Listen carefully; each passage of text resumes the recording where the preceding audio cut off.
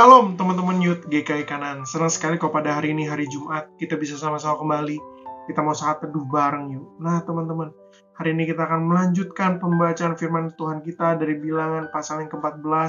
Tapi kalau mau mengajar setiap kita memperhatikan ayat yang pertama hingga ayat yang ke-12 saja, kita akan sama-sama belajar satu tema, yaitu belajar untuk tidak mudah termakan hoax. Belajar untuk tidak mudah termakan hoax. Nah teman-teman, itulah sebabnya mari kita sama-sama membuka Alkitab kita dari Bilangan pasal yang ke-14 ayat yang pertama hingga ayat yang ke-12. Bilangan pasal yang ke-14 ayat yang pertama hingga ayat yang ke-12. Jika sudah mendapatkannya, Koko akan membacakan untuk setiap kita. Demikian bunyi firman Tuhan. Lalu segenap umat itu mengeluarkan suara nyaring, dan bangsa itu menangis pada malam itu. Bersungut-sungutlah semua orang Israel kepada Musa dan Harun. Dan segenap umat itu berkata kepada mereka, sekiranya kami mati di tanah Mesir atau di padang gurun ini. Mengapakah Tuhan membawa kami ke negeri ini, supaya kami tewas oleh pedang, dan istri serta anak-anak kami menjadi tawanan? Bukankah lebih baik kami pulang ke Mesir? Dan mereka berkata seorang kepada yang lain, baiklah kita mengangkat seorang pemimpin lalu pulang ke Mesir. Lalu sujudlah Musa dan Harun di depan mata seluruh jemaah Israel yang berkumpul di situ.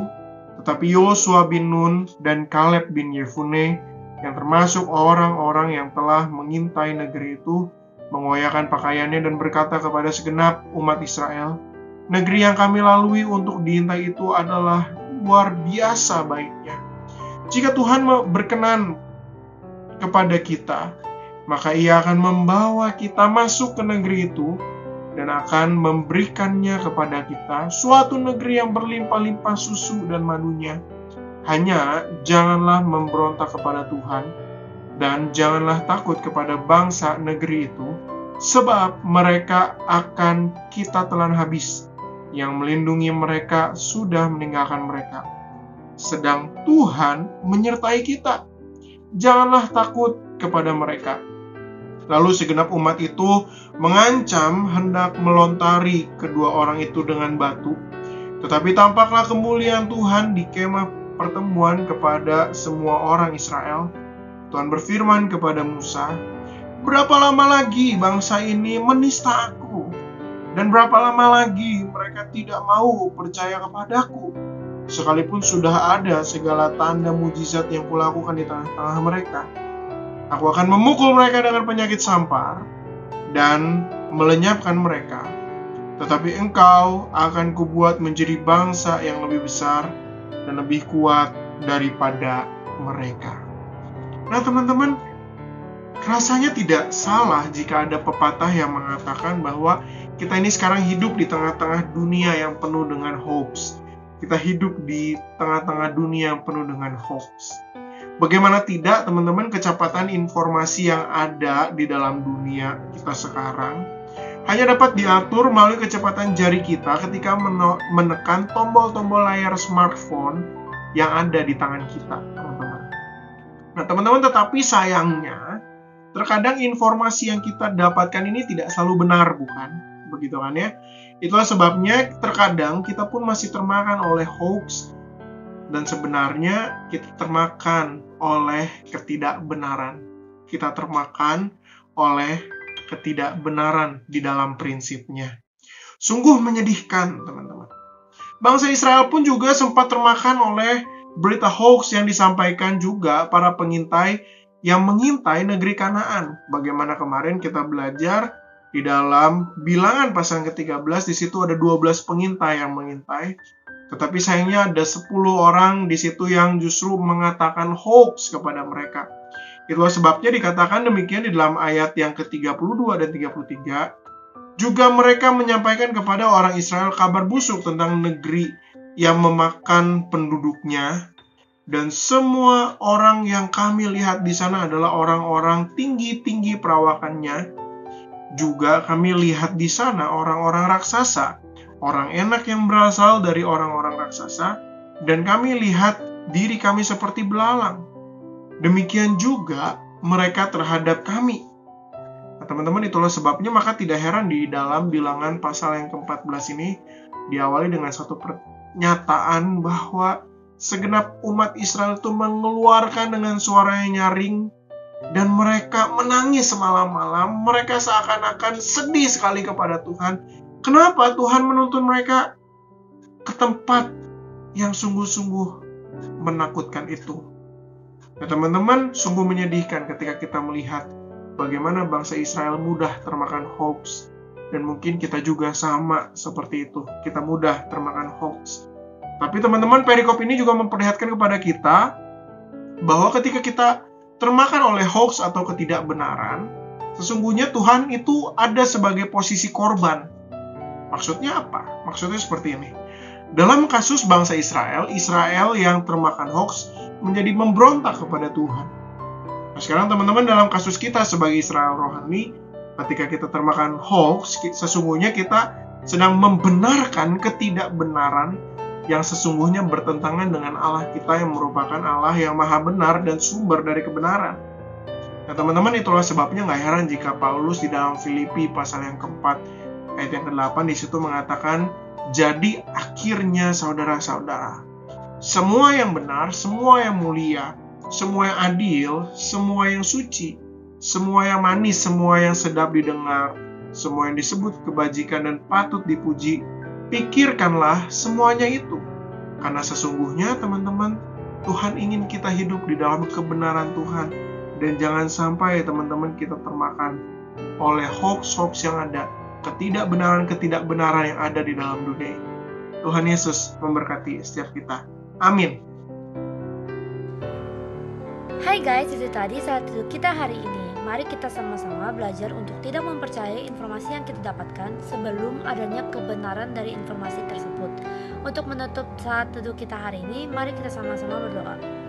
Tuhan, terima kasih atas berkat dan rahmat yang telah Kau berikan kepada kami, Tuhan. Tuhan, kami baru saja mendengarkan saat duduk kami pada hari ini, Tuhan. Berkatilah kegiatan kami yang akan kami lakukan hari ini, Tuhan.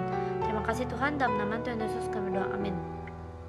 Jangan lupa besok kita ada saat teduh bareng lagi di channel ini ya. Ayo kita sama-sama bagikan materi saat teduh kita ke teman-teman yang lain supaya semakin banyak orang yang mendapatkan berkat. Kalian punya pergumulan dan pertanyaan, ayo DM Insta YUTGKI Kanaan dan dengerin juga podcast YUTGKI Kanaan. Jangan lupa hari Sabtu jam 7 malam kita akan ada Zoom Fellowship bareng. Kita akan ada puasa bareng. Kalau kalian mau tahu infonya bisa klik di poster sebelah kanan dan sebelah kiri ada QR code untuk join grup puasa. Jangan lupa scan QR-nya ya. Have a blessed day. Jesus bless you. Bye-bye. Halo, welcome guys. Senang banget ya. Kita udah memasuki tahun 2021. Nah, di awal tahun ini, mari kita datang kepada Tuhan, merendahkan hati dan pikiran kita bersama dengan berpuasa bareng untuk mencari kehendak Tuhan di dalam hidup kita. Di puasa bulan ini, kalian jangan lupa sarapan ya. Kalian boleh kok sarapan duluan, tapi sebelum jam 6 ya. Karena jam 6 kita akan mulai puasa bareng-bareng. Konsep puasanya seperti ini. Jadi, kita akan berjuang bersama-sama menahan rasa lapar kita dari jam 6 pagi sampai jam 6 sore. Jangan lupa juga, di jam 6 pagi dan jam 12 siang, kita bakal ada video saat teduh nih, sebagai pengganti makanan jasmani kita. Nah, dari jam 6 pagi sampai jam 12 siang dan dari jam 12 siang sampai jam 6 sore adalah waktu di mana kita melawan kebiasaan buruk kita yang sering kita lakuin. Kamu mudi atau kamu mager? Yuk kita sama-sama melawan mager kita dan mengontrol emosi kita untuk Tuhan. Setelah 1 hari kita berjuang melawan dosa dan kebiasaan buruk kita bersama dengan Tuhan, teman-teman bisa buka puasa bareng di rumah masing-masing. Ingat, jam 6 sore. Jangan sampai ada yang curi-curi start ya guys. Dan jangan banyak alasan untuk batal puasa ya.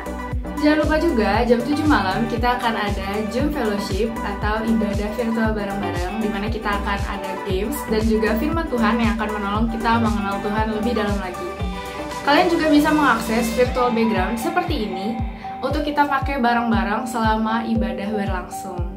Nah, roomnya akan dibuka 15 menit sebelumnya. Jadi, teman-teman bisa buka puasa dulu, bisa mempersiapkan diri dulu, dan jangan lupa siapin hati teman-teman semua ya. Ingat, kita mau ketemu Tuhan nih.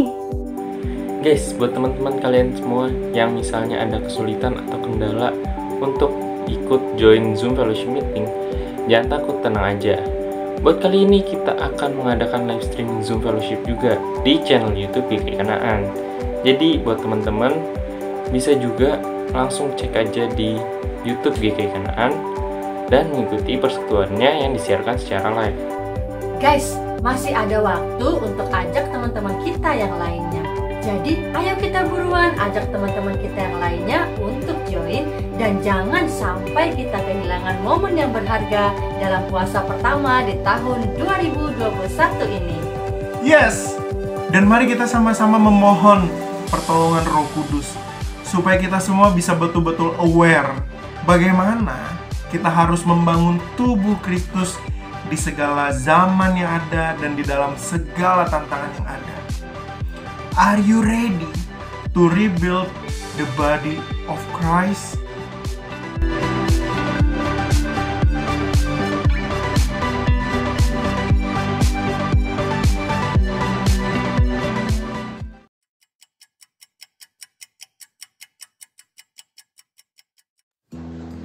Dulu ibadah, persekutuan, retret, kunjungan luar gereja, perayaan HUT, ngumpul-ngumpul selalu kita lakuin secara langsung.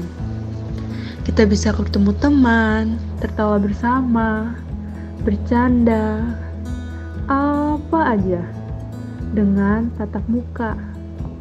Kita sudah terlalu biasa dengan keadaan seperti itu. Tapi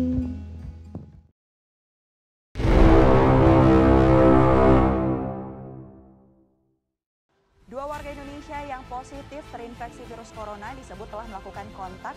tahun 2020 semua berubah. Ketika virus corona mulai masuk ke Indonesia, menyebar ke seluruh daerah hingga tak terkendali. Berita corona bermunculan setiap harinya dan memaksa kita untuk beraktivitas dari rumah.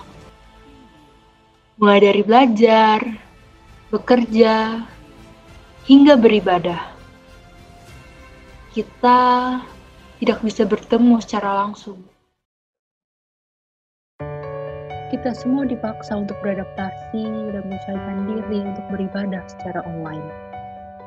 Melakukan persekutuan secara online, Zoom Fellowship, podcast, puasa, kelompok tumbuh bersama, semua kita lakuin secara online.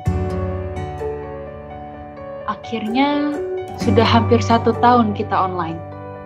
Mulai terbiasa dengan gaya baru, ibadah baru, dan suasana baru. Tapi, apakah kita terpikir untuk membangun tubuh Kristus dengan media virtual ini? Untuk membangun tubuh Kristus dalam segala kondisi yang kita sedang hadapi?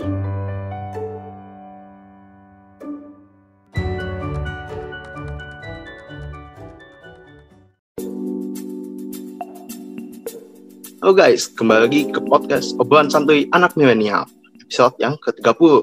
Nah, kali ini tema kita adalah masalah lagi. Apakah masalah sama dengan pencobaan? Biasa orang itu misalnya kalau kena masalah, ada yang mengeluh, ada yang santai-santai aja. Nah, kira-kira gimana sih kok sikap yang benar dalam kita menghadapi masalah? Ya, kita memohon anugerah Tuhan, kita bisa melihat masalah itu dari kacamata bagaimana Tuhan melihat bahwa semua masalah itu ada Allah yang bekerja di dalamnya. Jangan pernah tinggalin Tuhan. Ya kan? Biasanya kan orang kalau ada masalah pengennya apa? Ninggalin Tuhan kan? Marah kan sama Tuhan kan? Tuhan, kenapa sih lu kasih gue masalah A, B, C, D, F, G, H, I, Z gitu kan ya? Terus lu tinggalin Tuhan. Padahal Tuhan sedang di situ untuk menolong elu. Ironi kan ya?